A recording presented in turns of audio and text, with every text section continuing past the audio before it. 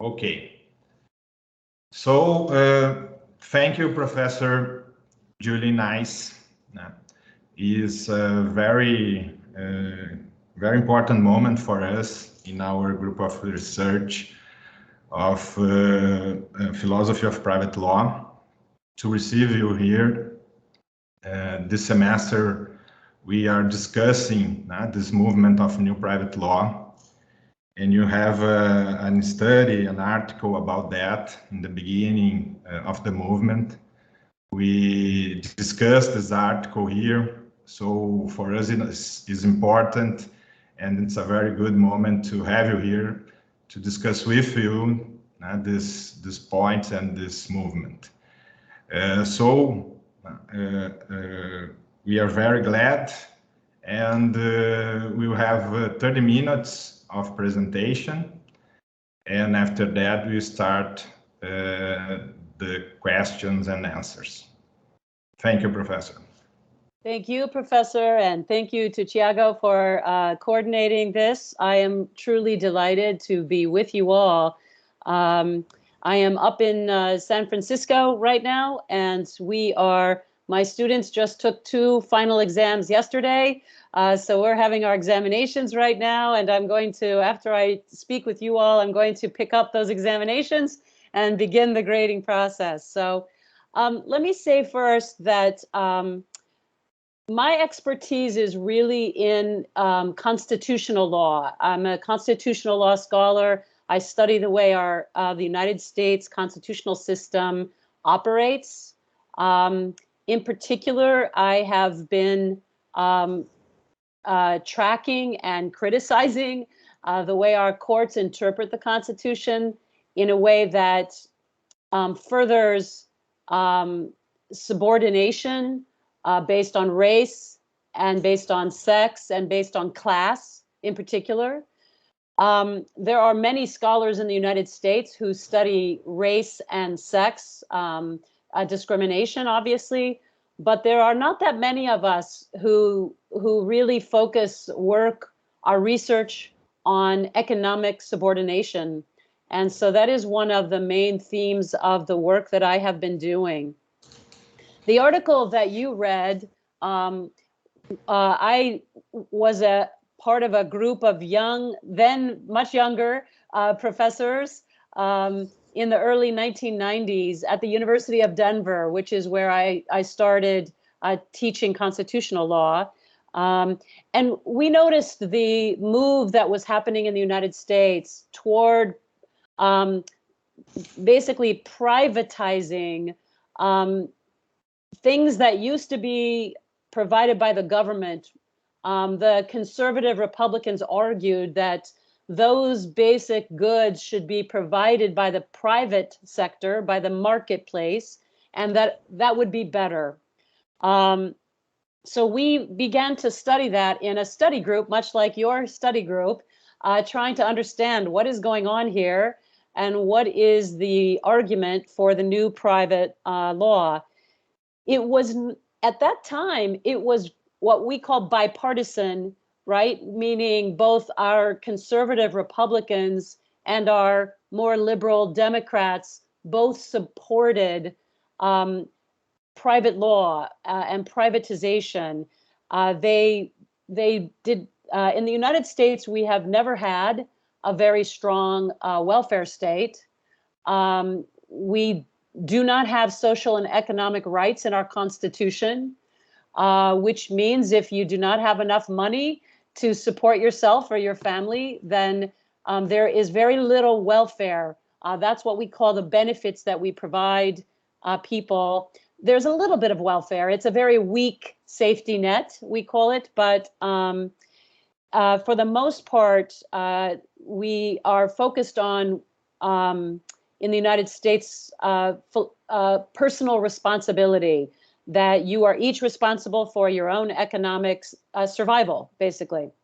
So the private law movement in the United States began first, well, the most recent one, began first as an attack on the welfare state, with the conservative Republicans and the moderate Democrats together agreeing that we should not have the government provide benefits to people for them to survive.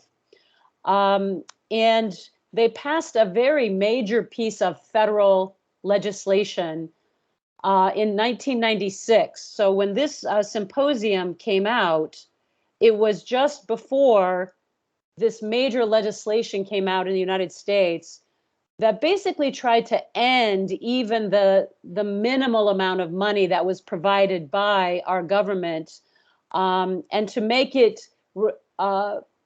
conditioned, to make the welfare benefits conditioned on work, meaning that if you were so poor that you needed any food stamps, meaning food support or other support from the government, then you had to work in exchange for getting those benefits. And that was called the Personal Responsibility and Work Opportunity Act of 1996. It was a major piece of federal legislation, and it really privatized what had been a somewhat growing welfare state in the United States. And if I may put this into one more bit of historical context, I'm sure you're all very well aware of our, horrible legacy of slavery here in the United States. And after we ended slavery, after the Civil War in the 1860s, many Black persons in the United States began to leave our southern states, and they moved north in seek of work.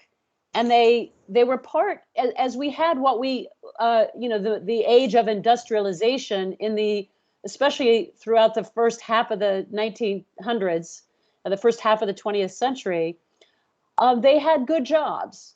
But increasingly, the poorest of our Black Americans in our big United States cities, those particular persons were not able to survive. They were not getting work because of ongoing race discrimination. So they were seeking welfare benefits from the government. This is important. Once Black people started asking the government for the welfare benefits, that is when the attack on the welfare state began. And the move to privatization in the United States was very much seen as tied to race politics. That we don't want to give welfare even to poor white people, but we definitely don't want to give welfare benefits to poor Black people, was the basic argument that was made. So when the private law movement of the mid-1990s really took off and they stopped welfare benefits, they really succeeded in ending what had been the growth of the welfare state, where it had been expanding to include more and more people, and that really ended. What happened after that was that privatization expanded beyond welfare benefits to other aspects of traditional government functions. For example, in the United States, we had a very strong system of public education. Our local governments paid for the public schools out of our taxes, and those were very strong and very successful. And we really were one of the leaders in the world on how well we were educating our students.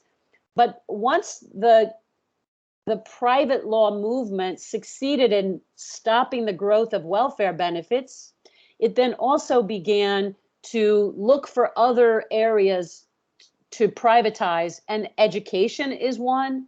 Also, housing is one. Our government used to be a big provider of public housing for the poorest Americans, and they stopped doing that. That's the short version. They stopped doing that.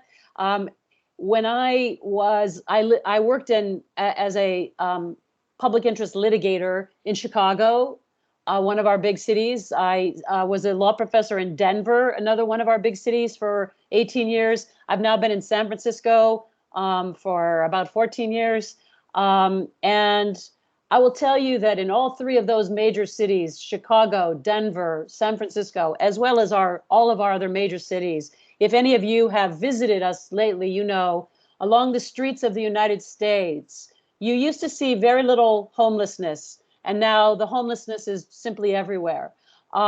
So for us in the United States, the private law movement has been extremely successful, and it has reduced government provision of our basic needs like welfare benefits and education and housing and others.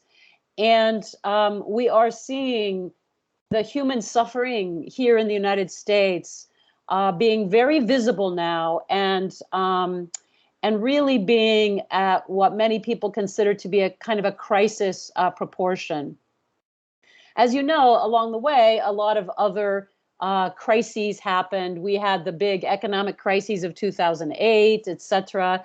And every time the more progressive movements in the United States start to get some traction, we call it, you know, they have some momentum.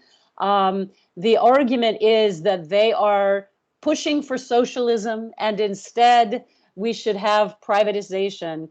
So as we were talking, Professor, at the beginning, as we were introducing ourselves to one another, you were saying there are two extremes polarized in Brazil, and we have very much those same two extreme arguments here in the United States.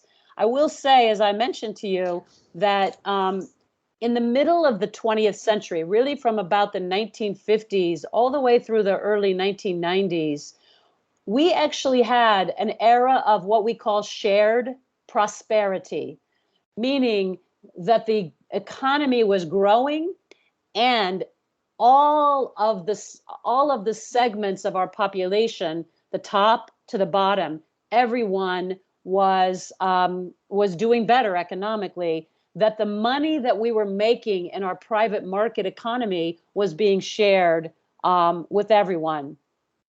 I don't know, again, how much you know about what's happening in the United States now, but I will simply give you just a couple of statistics so you have some sense.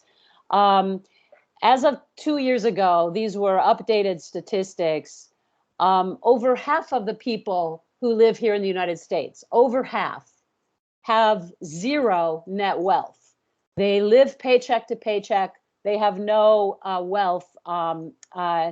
The 20 individuals who are wealthiest of Americans, they own as much money as the bottom 150 million people. So 20 individuals own as much as 150 million people. We have, you know, as you probably may or may not have this problem in Brazil as well, in the United States, we have only 6 media companies who own all of our news media. So we are seeing a concentration there. And that actually, you know, brings me to one other point to make, which is that privatization has not led to the healthiest of competition here. We have a lot of antitrust problems. We have a lot of monopolies. We have a lot of anti-competitive behavior happening economically. And of course, in the big tech world, you know, we see the dominance there.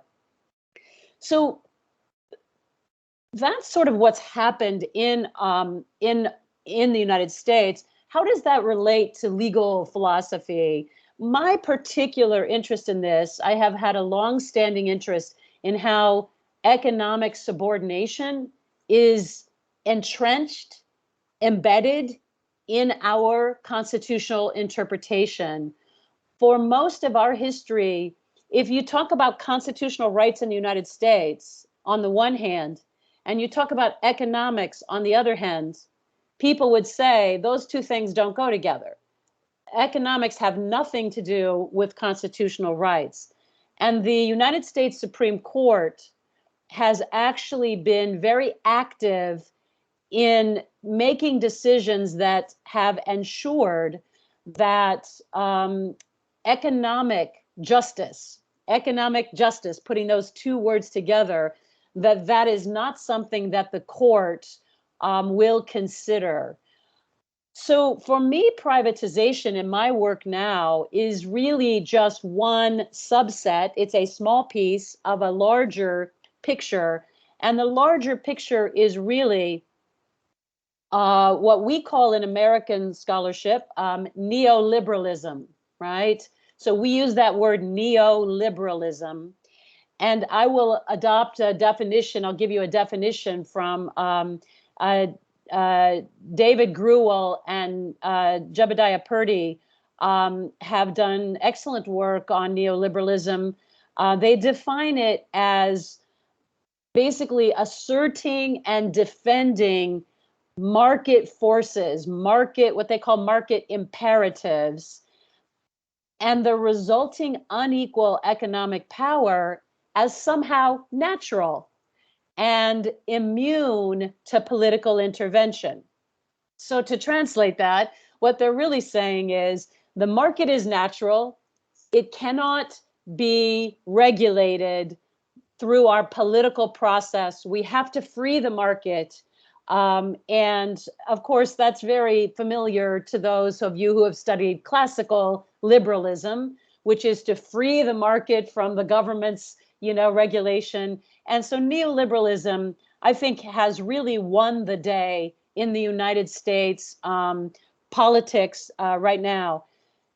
As against neoliberalism, what is on the other side of that? Is it that we want full government regulation or that we want socialism? I mean, there is really no socialism in the United States, and there's not even really serious talk of socialism, although the right wing often says that anybody who wants to provide for the poorest of our citizens is advocating socialism. As you all know, in a technical way, there is no movement in the United States for the government to own the means of production. Instead, it's really just about people being able to subsist. So neoliberalism and privatization have gone hand in hand here, and they pretty much have ended what I was referring to, that what now I was saying earlier, what now looks like sort of a golden age of shared prosperity from the 1950s until about the early 1990s. But the Supreme Court's role in this has been actually very important. The Supreme Court, in a famous case that I've written quite a bit about, it's a case called Dandridge V Williams. It's from 1970. And in that case, a group of families who had many children argued that the state of Maryland was not giving them enough money for them to survive on welfare. And so I think this one family had like 8 children, and they got the same amount of money as another family that had only 2 children. So 8 children and only 2 children, they had the same amount of money to live on. So those large families claimed that the government was discriminating against them. And the United States Supreme Court took that case, Dandridge v. Williams, and the lawyer who defended the state, who defended the government, I'm going to give you some quotes because it'll give you a sense of the arguments here. He argued that we need the market to operate as what he called very harsh market forces, very harsh, meaning, mean, strict, difficult, that we need the market to operate as a form of what he called economic discipline. And the courts have to make sure that the government is allowed to use the market to force people to work. Otherwise, he argued, there would be no incentive for people to work. And then if that would be the case, it would require the government, his arguments, again, his words, to apply, quote, even more direct forms of coercion because, he argued, certain groups, which we all understood to mean basically Black persons, would prefer not to work, he argued, and thus we must have the economic whip. Now, when you use the word whip, meaning a whip, something you strike someone with, right? When you use the word whip, it conjures the brutal legacy of slavery here. He made those arguments to the courts, and the Supreme Court did not exactly endorse his words, but they sided with him in that case. And the Supreme Court very famously said, issues of economic justice are not the business of the courts. We will stay out of it. We will leave this to the political sector. So that was in 1970. You all may have heard of how much some conservatives in the United States really love former President Ronald Reagan. He gets elected in 1980, and in his inaugural speech, when he becomes president and he gives his first speech, he says to the people, the problems of our nation are always caused by government. That government is never the solution. Government is always the problem, he said. And so there's no question that from the Supreme Court and then the mostly conservative presidents, even our Democratic presidents, have not been in favor of much redistribution of wealth. They have all basically, I think it's fair to say, endorsed a neoliberal philosophy. The way this plays out is that our basic necessities in the United States, basic goods, basic necessities, what you need to stay alive, that those are basically distributed through, when the government is involved at all, there is what we call bureaucratization, which just means government bureaucracy. I'm sure you're familiar with government bureaucracy. And effectively, the government makes it so difficult to do anything, including to get welfare benefits or, food support.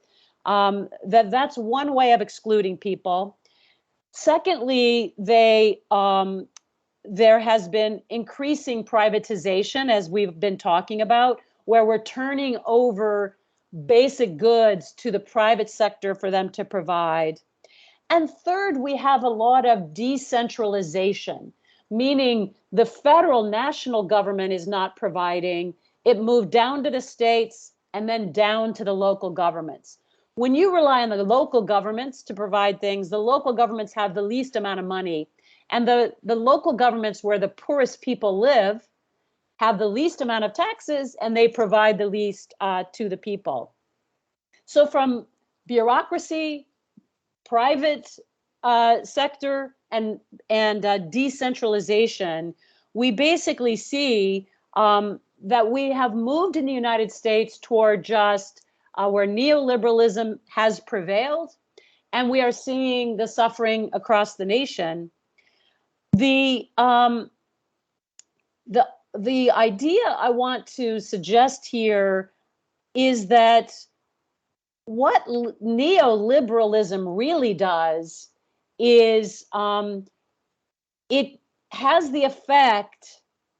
Those of us who are studying this in the United States have been arguing in the last 5, 6, 7, 8 years that neoliberalism has the effect of not allowing some sort of natural market to work, but rather that what neoliberalism really distributes, and here I would turn to Gruel and Purdy again, that what neoliberalism really distributes is market discipline itself, meaning some people will be subject to market discipline. Those will be the workers on the bottom, but some people will not be subjected to market discipline. So for example, I don't know how it affected you in Brazil, but when we had the economic crisis in the financial sector, 2007 and 8, what happened?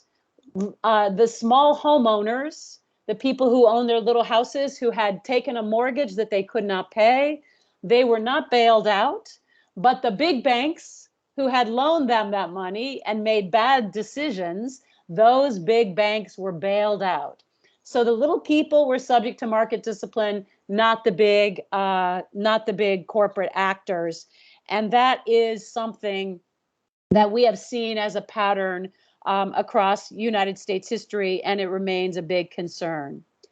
So last piece of this puzzle that I want to try to convey before I turn it over to our questions and answer period is that for many, what we've seen is suffering on the bottom of our economic sectors. So the people who have the least money, we see now much more suffering. The middle class, which had been quite strong in the United States in the middle 20th century, has been shrinking.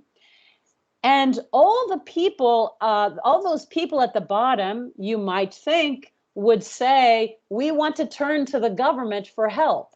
But they have learned not to turn for the government for help.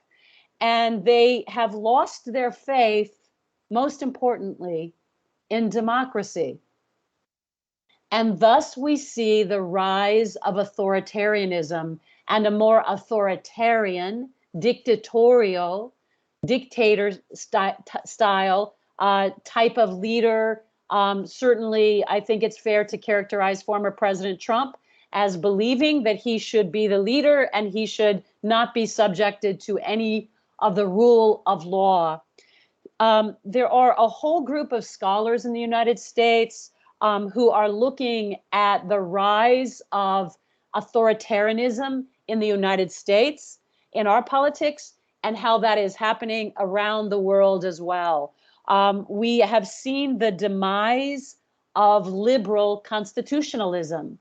The idea that you will have a rule of law, a written constitution, you will have constitutional rights, that those rights will be enforced by the judiciary, and that the judiciary must be accountable to the people by giving reasons, and that our leaders would be elected through regular elections.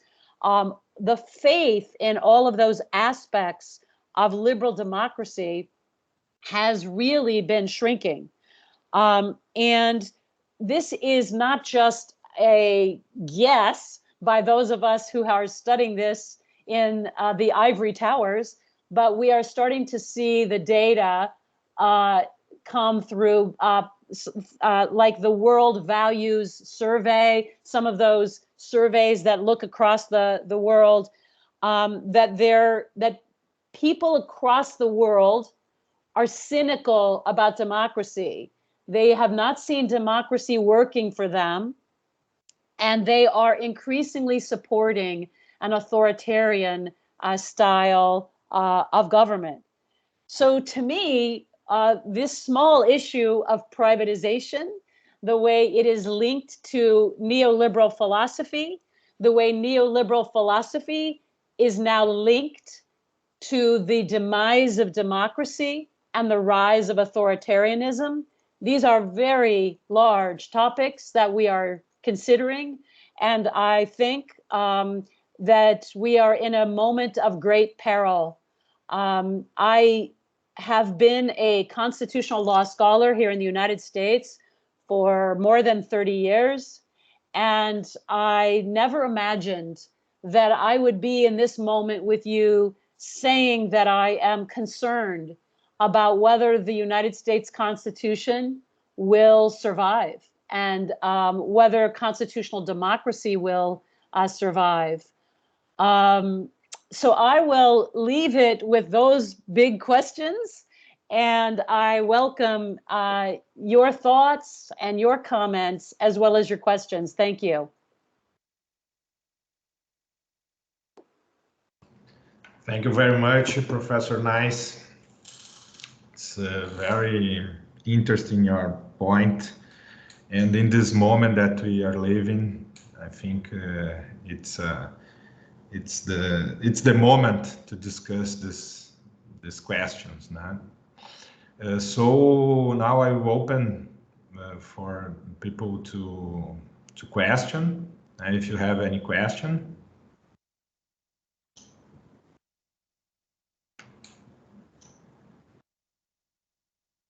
I think I will start. Sure, sure. Yes, Professor, I have a position in that issue that I think I mentioned too, that tries to combine these elements, this two extreme points. And I think that the new private law tries to do the same, because as we are studying this movement, we could see that new private law combined the formalism, tries to combine the formalism and the functionalism in private law. Yes. Tries to combine this corrective justice view and the distributive justice, as we have in the social movements and even in law and economics. My question is, we are suffering with these problems nowadays that you mentioned, and the cause of that is not our failing to combine these elements, to combine corrective justice and distributive justice, to combine this market rationality with the need of regulation, and to provide some goods for the poor people. Our failing is not this one of in the balance of these elements. Yes, I think I have maybe a little less faith in the new private law itself, but I have faith in the concept of balance that you are proposing, so that if we talk about that period in the United States where we had more balance from after World War II up until about the 1990s, we had strong market and private law growth. Also, we had an understanding of the need for government regulation, right? As you all know, there is the market is not truly natural. It doesn't exist without the government structuring it. We all know that we cannot enforce our rights under a private law regime unless the rule of law will enforce those rights. That's very controversial, of course, but even the work of Amartya Sen and Hernando de Soto, talking about the way that having freedom, right, and a rule of law is in fact something that protects us. Yeah. Yes, exactly. So it seems to me that we have lost that at least in the United States. I'm only, my expertise is really only here in the United States, so I say that again. But at least in the United States, we have lost that balance, and the government has been persuaded to stay out of the regulation of the market. And we have seen what happens when the market is allowed to follow its most extreme impulses, right? So we need the market, we need regulation, we need the balance so that we have some corrective justice. So one might say then, if we had more balance, at least in the United States for that middle 20th century, why? And one of the most, I think, compelling explanations is that in response to World War II, in response to Hitler and Germany, and then after that, during the Cold War, in response to the Soviet Union, the United States on the world stage needed to show that it was leading by sharing prosperity, by bringing everyone along, by, now they did not entirely do that, obviously, but they needed to explain themselves that way. The United States needed to say, see, look at us. We are a truly inclusive liberal democracy, and follow us. This is the way, right? And so they had to distinguish themselves from Hitler. They had to distinguish themselves from Stalin. They had to distinguish themselves from those regimes. And it forced the United States into somewhat of a more progressive position than they might have wanted to be in on their own. I'm not sure. So it seems to me, though, the reason why I think all of this relates to democracy and the comment that you're making, Professor, is that to have the balance, we need to have a healthy politics and healthy legislature that will be responsive to the needs of the people.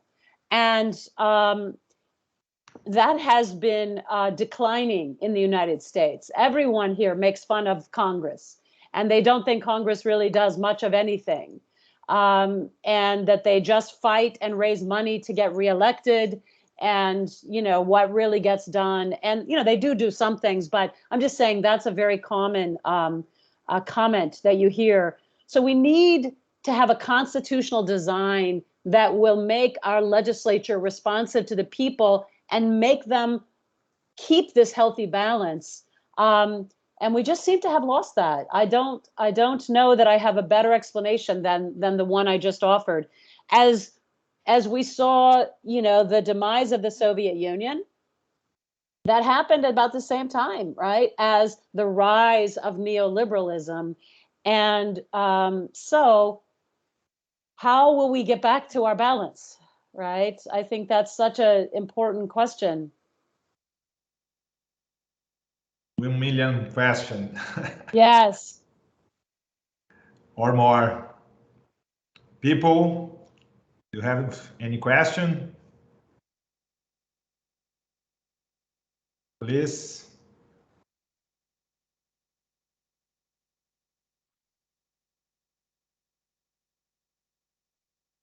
If I just offer one other while you're thinking, and I do welcome any questions, so please don't hesitate. The other movement that I will just mention here in the United States, obviously we have our Black Lives Matter movement, and we have other progressive movements. We also have conservative movements. We have the gun rights movement, which is very conservative, and we have the movement against all the pandemic regulations, the anti-vax, we call them the anti-vaxxers and the anti-maskers. They're very vocal. But one question is, if the government institutions like the legislature are not responding to the people, then what should the people do? And inside our scholarship, we refer to this as small c constitutionalism, where the people themselves need to insist on what they need. They need to basically take to the streets, and they need to speak up, and they need to insist on what they need and what they want their government to do. And that is not something in the United States that has been, it's not typical, it's not normal, people think it's all going to be operating just fine, and I can go about my life making money, and I don't have to worry about what my government is doing. But now we're seeing a real rise in protests and some of the grassroots social movements. So we will see how that plays out in our politics. Yeah, so that's just another factor in this to consider.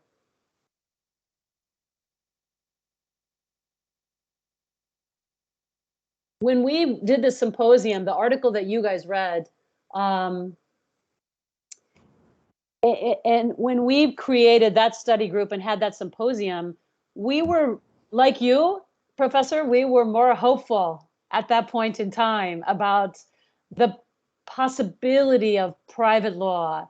And offer some solutions. yeah, and I think it's probably a fair characterization that so many people in the United States are in a much more cynical place now, and are not confident in democracy or in government, but also not confident in the private sector and the marketplace. Where does that leave us? Self-help, vigilante violence, which we see vigilante violence now happening. You all saw probably the photos of Americans attacking the United States Capitol on January 6th during the insurrection there. So we're seeing the rise of vigilante violence, all very concerning. Professor, one question that appeared to me now is about Obama's government. Yes. Obama tried to do something different in his government. Yes. What do you think? Yes, I think in order to get elected, Obama had to stay somewhat moderate. He definitely was different in that he spoke to a message of hope and a message of inclusion and a message of, a rising tide will lift all boats, So he definitely spoke that way. But certainly in the response to the Great Recession of 2008, Obama's response, along with his Treasury Secretary, was really in line with what the big banks wanted. And so there was no redistribution at all during the Obama era, with one exception. The major accomplishment that was somewhat corrective and redistributive was when Obama got the Affordable Care Act passed. And so he did provide some expansion of healthcare, but it's still not universal. We still have approximately 30 million people who have no health care in the United States. But he certainly tried. But the conservative attack against Obama made him seem like, he was a socialist or something. He's completely not a socialist. I think his government was very neoliberal.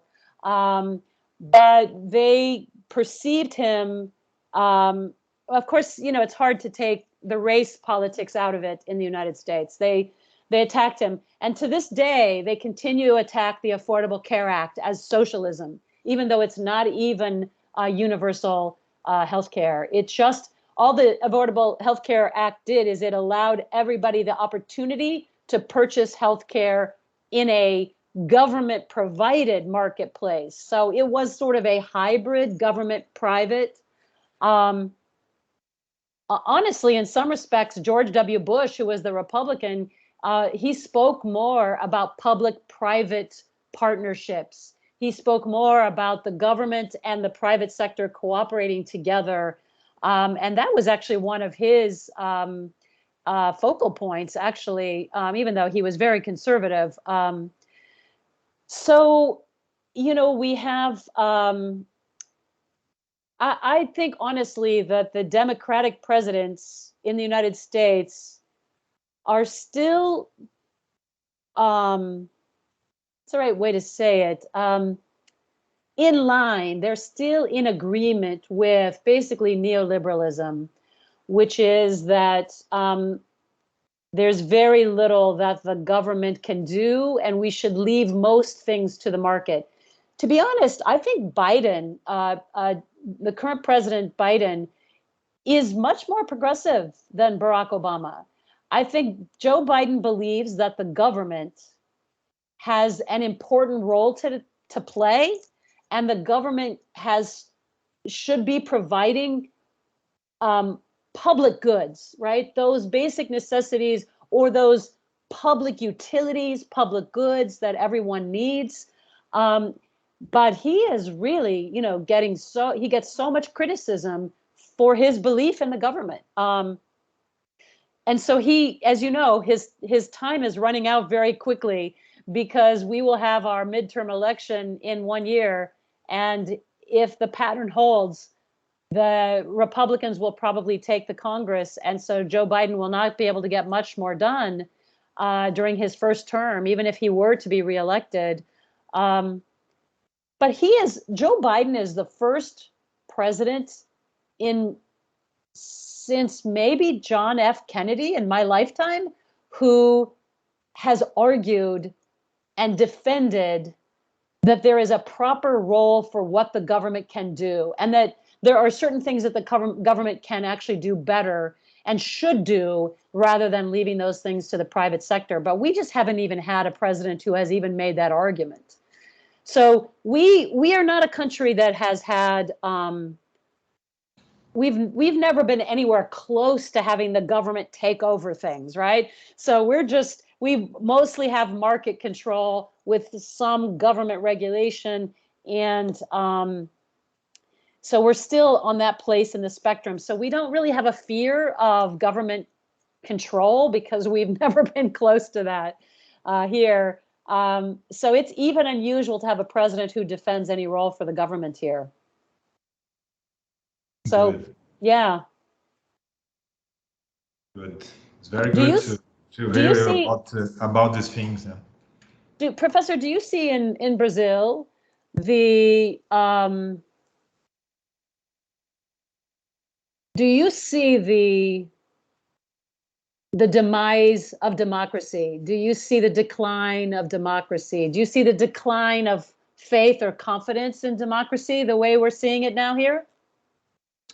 Yes, I could see that. And here we have this problem of extreme positions that are very strong here. We have a socialist party. It's a labor party, but a socialist party in one side. And in the other side, now in the government, ultra-conservative party with a leader. Both sides have their leaders, Bolsonaro and Lula, and they are very strong. Interesting. And in these visions of solutions, I think democracy is not the main value. Yeah. That's interesting. Both sides argue that they are Democrats, but I don't know if they are so Democrats as they said. So we are in this middle of this battle, and our democracy, I think, is not so strong as yours. So we have now more than 30 years of the new democracy period, but if you have in US these problems, imagine here in Brazil. So we are dealing with the same problems, but I think our situation, I think, is worse. Yeah. That's my view. Yeah. We don't have, as you know, we just don't have a socialist party, and we don't really have any socialist voice or,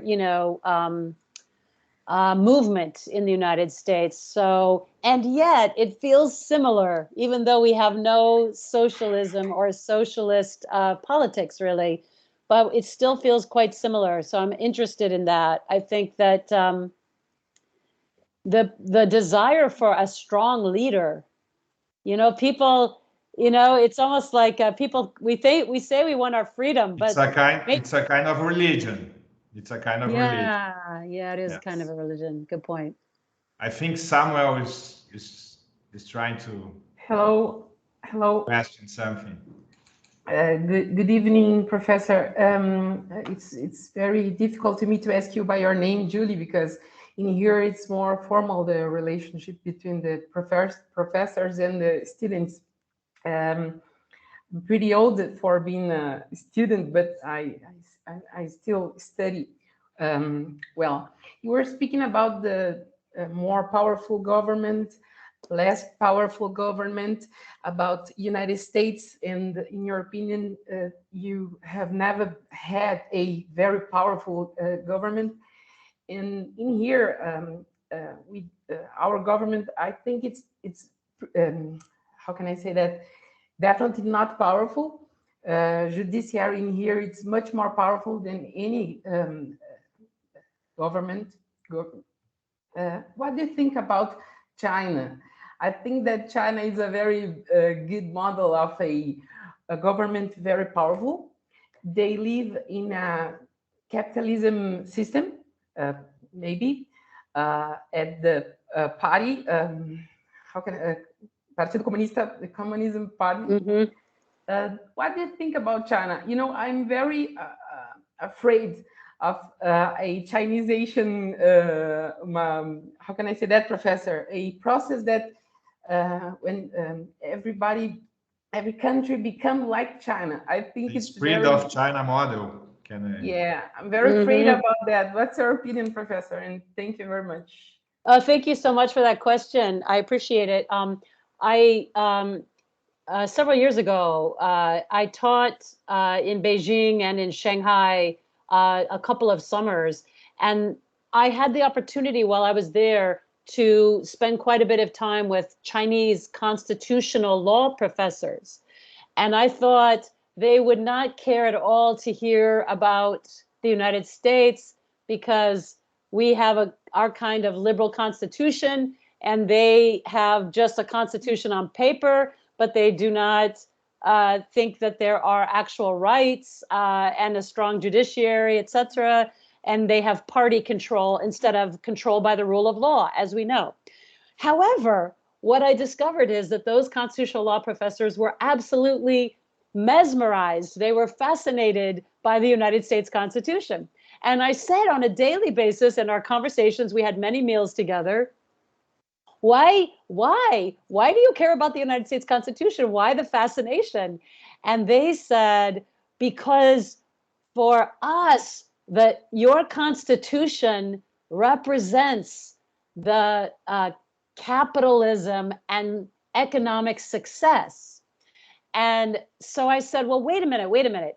Our Constitution is not primarily structuring capitalism, it's primarily structuring democracy. To which they replied, oh no, we don't want anything to do with democracy. We are for capitalism. We are against democracy. And I just scratched my head. I'm like, what is this, right? It was such an important learning experience for me. Growing up in the United States, learning constitutional law, practicing constitutional law, and then teaching constitutional law all these years. In the United States, the idea that capitalism and democracy go hand in hand, right? The idea that you could have capitalism without democracy made no sense to me, but look at China today, right? They are doing it. They are somehow they have combined capitalism and communism with party control, not the rule of law. They do not have a very strong role of their judiciary there. And so it's really quite fascinating to me. And I think if I share your fear, and I think it actually is a good example of what the point of my presentation I'm trying to make to you all today is from the experience in the United States. When you have neoliberalism and a barely regulated market, we are seeing the problems that this is causing. And we are seeing the way it leaves most people without any faith in democracy. And when you lose faith in democracy, capitalism is not necessarily freedom, right? It's not naturally or necessarily freedom.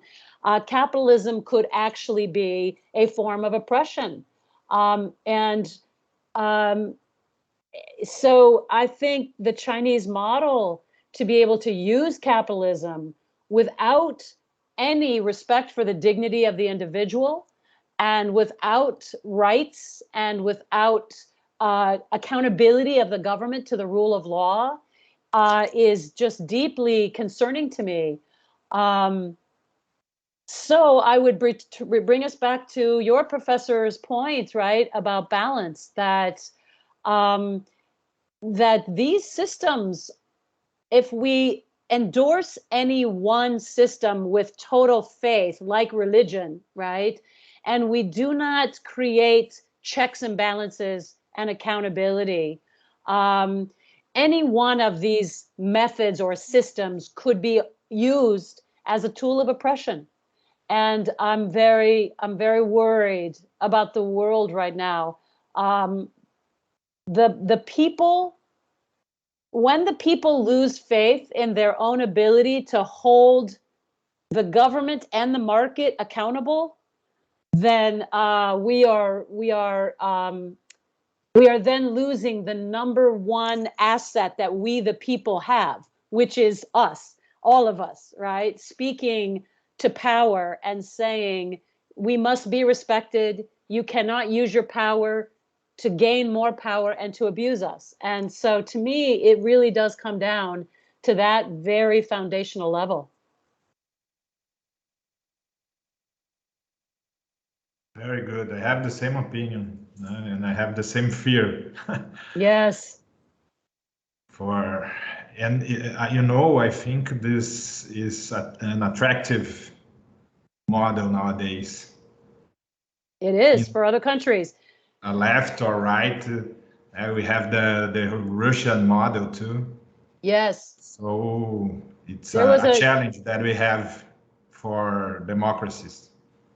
I don't know if you happen to see it. This is a very small news article a few days ago that ran in the New York Times, but it said that those democracies who had been most aligned with the United States and supported by the United States, they are becoming authoritarian at a faster rate than other democracies. So it's like the United States tried to prop up democracy in certain countries, but it wasn't real, right? People didn't have genuine faith, and they're moving toward an authoritarian model very quickly.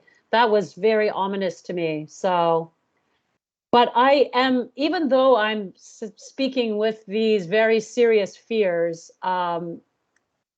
I want to tell you that I believe in the dignity of people, and I believe in our intellect, and I believe in our communication as we are doing today. And I believe that the future is up for grabs. It's up to us to decide that these forces are not acceptable, and we have to work cooperatively and work together to make sure that human lives are respected. We can have our differences, but at the same time, both government and the market have to be accountable ultimately to the people. And I think it's possible. I don't think it's too late. But I think we have to take these threats very seriously. And for those of you who are training still, I think the work you are doing, what you're studying, is extremely important. I take the work very seriously, and I hope that you will too. So I applaud you for taking the time, to have this conversation, and let's hope for many more of such opportunities. Great, Professor. We are together. Good. So I think we have our time now. I thank you again. For us, was a very very important, a very great moment to discuss with you these ideas. So we hope that we could have other moments with you. And with this, I don't know if anyone would ask something. I will finish. And if you would like to say some words in the end, Professor, I appreciate the opportunity. I'm working on a paper now where I am mapping what we call here the constitutional political economy. And I will share that with you, Professor, and look forward to any comments and thoughts that you might have down the road. And I'm not sure when that will be done. After I grade my exams. I have mine here too. Yes, exactly. Thank you again. Thank you all. I really appreciate it. Thank you so much for this opportunity. All right. Take care. Thank you, people. Bye-bye. Bye-bye.